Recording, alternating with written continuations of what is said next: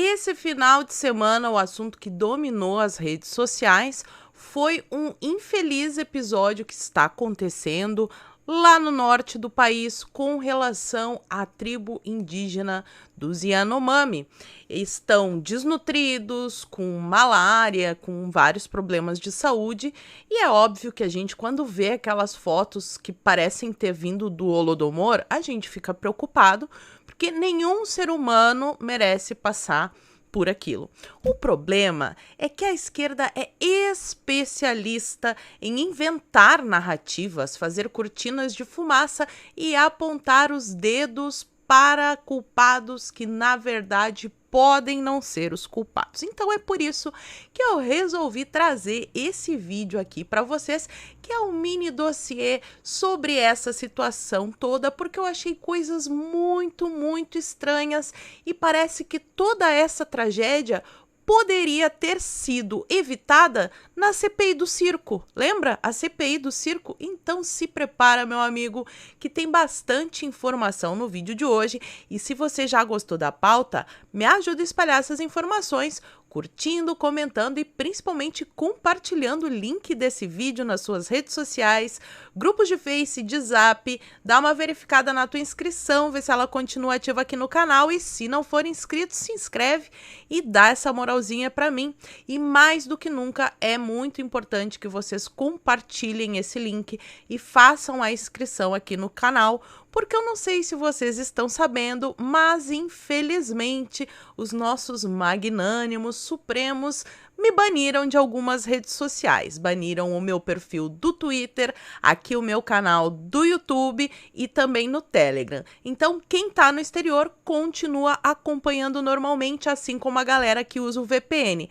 Já você que está no Brasil, não sei até quando o meu canal vai continuar aqui, mas por enquanto quem tem o link e é inscrito no canal ainda consegue me acompanhar. Mas se você não quer perder o contato comigo, é claro que eu não vou parar, porque afinal de contas eu não fiz nada de errado. Não sei até agora por que essa medida foi tomada contra mim, sendo que eu jamais apoiaria aqueles atos de vandalismo que aconteceram em Brasília. Então, se você não quer perder o contato comigo, eu vou deixar aqui embaixo o link no meu Getter, do meu Rumble, que por lá eu também estou postando vídeos, e principalmente se você puder e quiser me ajudar, faz a tua inscrição no Clube Marisa, que é a minha plataforma. Além de garantir que vai continuar acompanhando o meu conteúdo, você ainda tem acesso a conteúdos exclusivos, Clube do Livro e muitas outras vantagens. E o preço é menor do que um lanche, é só R$ 9,90 por mês para você apoiar o meu trabalho. E agora sim, dadas todas as explicações e feita a introdução, vamos para essa pauta esquisita sobre os Yanomami. Eu penso aqui, na minha cabecinha, que essa história toda dos Yanomami, que é claro que é muito grave, é muito triste ver aquelas imagens, mas eu acredito que isso não passe de uma cortina de fumaça, porque o assunto que estava nas redes sociais até surgir essa história era a eleição do Senado. Então, eu vou começar por duas pautas que eu sei que a esquerda quer abafar e que estavam em alta nas redes sociais. Uma delas, quem traz, é o deputado eleito Gustavo Gayer, que teve uma ideia fantástica. Ele fez um site, www.comovotasenador.com.br, para o pessoal acompanhar como cada senador pretende votar. Mais importante do que saber em quem eles pretendem votar é pressionar para que essa votação seja aberta, porque em princípio é uma votação sigilosa, mas nada impede o senador de divulgar o seu voto, e nada mais justo do que a gente saber em quem aqueles que estão nos representando vão votar. Gustavo Gayer traz a seguinte informação: a vantagem de 17 pontos para Pacheco já diminuiu para 8, e isso que foi só uma semana e um pouquinho. Temos 9 dias para virar o jogo. A eleição é agora em fevereiro. Não parem. Marquem os senadores do seu estado com a hashtag Pacheco não. Vamos, por meios democráticos, pacíficos e educados, pressionar os nossos senadores, porque nós precisamos de uma mudança lá na presidência do Senado. Outro tema que a esquerda não quer que você comente nas redes sociais é a CPI para investigar o vandalismo que aconteceu lá no dia 8 de janeiro. A gente presenciou cenas lamentáveis e a gente quer sim que seja investigado para apontar os responsáveis, quem é que organizou, como é que o STF, o Congresso, o Palácio do Presidente, como todos esses prédios estavam desprotegidos. Então o Lula já deu declaração na Globo News de que não quer essa CPI, porque nunca se sabe como uma CPI começa, né? A gente sabe como ela acaba, a gente sabe como começa, mas não sabe como ela acaba. Então o Lula parece que não quer, mas não tá colando muito, porque ali é a base aliada, depois de ter vindo esse incidente totalmente infeliz, esse vandalismo que aconteceu em Brasília, a esquerda também quer investigar. Então, todo mundo quer investigar e os brasileiros merecem saber, porque, afinal de contas, esse dinheiro para recuperar todo esse vandalismo que foi feito lá também sai dos nossos impostos. Então, vamos pressionar pela eleição no Senado e pela CPI do vandalismo em Brasília. Agora, vamos lá para o caso dos Yanomami. Se você não está sabendo, farei aqui uma breve introdução. Saíram fotos, assim, parecem ter vindo do Holodomor mesmo. Uma pessoa que passa fome é uma foto que qualquer ser humano que tenha coração fica triste em olhar e não quer ver esse sofrimento, né? E os Yanomamis estão exibindo sinais de desnutrição e doenças como verminoses. Essas imagens evidenciaram a gravidade da situação em Roraima. A reportagem viu crianças indígenas internadas com o abdômen inchado. E criança com aquela barriguinha de vermes e as costelinhas aparecendo, é um negócio que dói na alma da gente. Não importa se é de esquerda ou se é de direita, qualquer pessoa que tenha um coração, né, que não seja um louco psicopata, vai ficar ali muito triste vendo essas imagens. Quem apareceu também foi claro, né, o ministro Flávio Dino, que a gente tem que dizer que ele não é comunista e que ele é magro, senão ele processa. Vocês estão sabendo? Vai processar um jornalista aqui do Rio Grande do Sul porque chamou ele de comunista e obeso. Então a gente tem que dizer que ele é lindo, magro e não é comunista, apesar dele mesmo dizer que é. Mas enfim, ele postou o seguinte: em relação aos sofrimentos criminosos impostos aos Yanomamis, há fortes indícios de crime de genoemicídio, não posso falar a palavra, e outros crimes que serão apurados pela Polícia Federal, conforme ofício que enviarei na segunda-feira, no caso hoje. E aí, quando eu li esse post aqui do Flávio Dino, deu um cliquezinho, porque não é de hoje que eles querem enquadrar o Bolsonaro neste crime aí de genoemicídio. Eles fingem, né, que eles não sabem o que o Stalin fez, o que o Mao Tse Tung fez, e aí eles querem colocar o Bolsonaro, enquadrar nesse crime, porque aí eles levam para os tribunais internacionais. E vocês sabem como a comunidade internacional dá bastante relevância para esses assuntos com os indígenas. Eles não conseguiram emplacar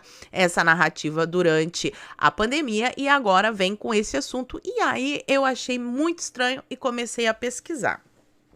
Então, assim, o papo que rolou é que esses índios teriam vindo da Venezuela, mas eu não posso afirmar aqui para vocês. Mas a gente pode dar uma olhada no cenário e ter algumas desconfianças. Não sei se é permitido ter desconfianças na democracia, mas para quem não sabe, essa reserva Yanomami, a maior parte dela fica em território ali venezuelano. E eu não tenho notícias sobre exatamente esses indígenas que apareceram com esses problemas, mas o próprio Brasil de Fato, site de esquerda, noticiou ali que em 2014, mais de 4 mil indígenas entraram em solo brasileiro vindos da Venezuela, que é essa tribo Varaó, não sei se é assim que pronuncia, e esses índios estavam justamente fugindo do regime socialista de Maduro e com fome, com desnutrição, com todos esses problemas que estão aparecendo agora na tribo Yanomami. Então, já comecei a achar meio estranho. Aqui, o próprio site da ONU fala: indígenas venezuelanos ajudam ajudam uns aos outros a viver longe de casa.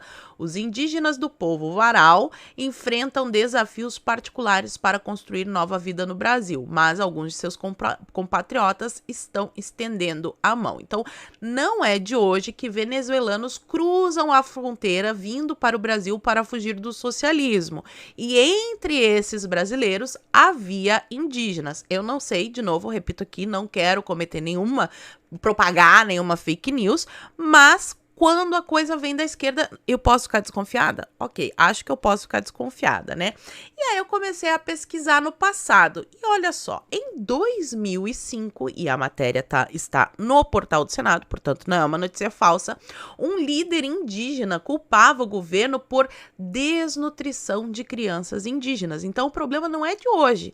Em 2005, o presidente era o seu Nine, era o Dilma que era presidente, e desde lá já havia essa situação de desnutrição. Aqui outra matéria do UOL. Mais de 25 mil índios não tiveram acesso à saúde em 2010. Isso é relatório aí de ONGs e de outras instituições. Revista Veja, matéria de 2011. A desnutrição acabou com a vida de 92 crianças indígenas em 2010. Lembrando aqui de novo, quem é que estava no poder nessa época, vocês já sabem. E quem fez o relatório foi o Conselho Indigenista Missionário. Das 100 crianças nascidas no ano na tribo Chavante, no Mato Grosso do Sul, 60 perderam a vida. Aqui, mais uma matéria para vocês verem como essa é uma situação que infelizmente se arrasta há muito tempo. Matéria de 2013. Até 80% dos garimpeiros expulsos já voltaram, denunciam os Yanomami. Porque entre as causas ali que está sendo apontada para esse problema que acontece com os Yanomami é que há garimpo ilegal e isso despeja mercúrio na água e essas crianças indígenas, essas tribos estariam sendo contaminadas por esse mercúrio, o que de novo não é um problema recente, matéria de 2013 falando sobre a exploração ilegal. E nessa matéria traz outro dado bem interessante, né? A riqueza de minérios no subsolo da terra indígena atrai garimpeiros desde 1970. Olha como a coisa é antiga. Na década de 80, segundo os índios mais velhos, o número de garimpeiros chegou a 40 mil. Isso é maior do que o número de Yanomamis que vive no Brasil. Os Yanomamis listam os danos provocados pela presença indesejada, contaminação dos rios por mercúrio, poluição, doenças transmitidas pelos invasores e até massacres. A gente sabe que acontece vários conflitos lá naquela região. Olha aqui de novo, né? O Dilma e a Dilma. Matéria de 2013. Né? Mandando lá até índio para terra do pé junto, é palavra proibida, isso aumentou 168% nos governos do PT. Então, será que o PT também vai ser levado para esse Tribunal Internacional? Desnutrição matou 419 crianças indígenas desde 2008. Lembrando que a matéria é de 2014. E aqui mais uma, ó. Federação denuncia grave crise na saúde indígena no Amazonas. Matéria de 2016, ainda era a Dilma no poder. Essa daqui do El País de 2017, aí já é no governo Temer, mas se refere ao tempo em que a Dilma estava na presidência. Estamos tomando água poluída de mercúrio. O povo Yanomami vai sumir e aqui é uma denúncia da ONU. E já que eles estão colocando a culpa no Bolsonaro, falando que o Bolsonaro não faz nada, eu achei essa matéria aqui de 2021 recente falando sobre o que o governo Bolsonaro fez. Uma força-tarefa do governo federal concluiu a entrega de mais de 22 toneladas de alimentos a Yanomami em Roraima. E teve várias outras ações. O Bolsonaro postou no grupo do Telegram dele várias ações que o governo dele, junto com o Ministério da Damares, que cuidava dessa parte, fizeram para auxiliar os povos indígenas. Agora, a coisa mais esquisita que eu achei é esse assunto aqui, porque parece que o negócio poderia ter sido evitado se a CPI do circo fizesse o trabalho de investigar a corrupção nos estados. Lembra que a gente denunciou o Gabas, a compra de respiradores em loja de mamonha e essas coisas todas. Então, essa matéria aqui de novembro de 2022, matéria recente da Folha de São Paulo, diz que desvio de medicamentos para Yanomamis impactou 10 mil crianças e a Polícia Federal fez uma operação. Então, isso que o Flávio Dino vai pedir para a polícia fazer, parece que já foi feito. De repente, eles até já vão ter o relatório pronto para apresentar para o ministro da Justiça, que parece que está meio desinformado. O Ministério Público Federal e a polícia investigaram fraudes no fornecimento de remédios como vermífugos. Justamente o problema que as crianças estão mostrando ali, né? Estão com a barriga inchada de vermes e o problema foi na entrega desses remédios. Então, consequências graves para a saúde dos indígenas. E quando a gente desce lendo o artigo, eu achei essa informação aqui muito, muito interessante. Somente no que diz respeito ao tratamento de verminoses, o suposto esquema deixou 10.193 crianças sem assistência, segundo a polícia. O empresário suspeito de participação na fraude é investigado por desvio de recursos públicos no combate à Covid em Roraima. E aí, meus amigos, a gente precisa lembrar da época da pandemia. O governo federal mandava o dinheiro ali para os estados e os estados é que gerenciavam esses recursos. Infelizmente, a Folha de São Paulo não traz o nome do empresário e nem o nome da empresa. É interessante, né? Eu que nunca apoiei aquele negócio lá em Brasília, meu nome apareceu até no Jornal Nacional. Aliás, Jornal Nacional, me aguarde, vai vir processinho aí. Mas esse daqui que teve até a operação de busca e apreensão, foi um negócio bem grave, não achei o nome da empresa e nem do empresário. Mas eu fiz a busca para saber o que aconteceu nessa época por lá. E achei essa matéria aqui do G1. Prefeito, secretário e empresário são alvos da Polícia Federal por suspeita de desviar 4 milhões para o combate à Covid no sul de Roraima. São cumpridos 8 mandados de busca e apreensão em Roraimópolis e Boa Vista, expedidos pelo Tribunal Regional da Primeira Região. Conforme a Polícia Federal, as investigações iniciaram em novembro de 2020, após uma denúncia anônima apontar o desvio de recursos públicos. Infelizmente, como a CPI não quis investigar a corrupção nos estados, parece que o delinquente continuou desviando recursos da saúde e olha aí o problema de novo que poderia ter sido evitado. E já que o PT está tão preocupado com os índios, já vou dar uma sugestão aqui. Pega esse dinheiro, 10 bilhões, gente. 10 bilhões com B de bola. Será o orçamento do Ministério da Cultura neste ano de 2023. Só a Cláudia Raia levou aí uns 5 milhões. Quantos índios poderiam ser desverminados com esse dinheiro? Quantos índios poderiam ser alimentados com esse dinheiro? É claro que a cultura é importante, mas quando é o Estado que faz cultura, ela deixa de ser cultura e vira propaganda estatal. E mais, o que é mais importante? O show da Cláudia Raia ou a comida na mesa dos índios? É uma escolha muito simples, deveria ser pelo menos. E aí, aqui no final do vídeo, mais uma pauta para a gente pressionar. Trouxe isso em um vídeo da semana passada, o senador Plínio Valério. O arquimilionário Jorge Soros deu 100 milhões a ONGs brasileiras e o Fundo Amazônia deverá receber bilhões de países estrangeiros.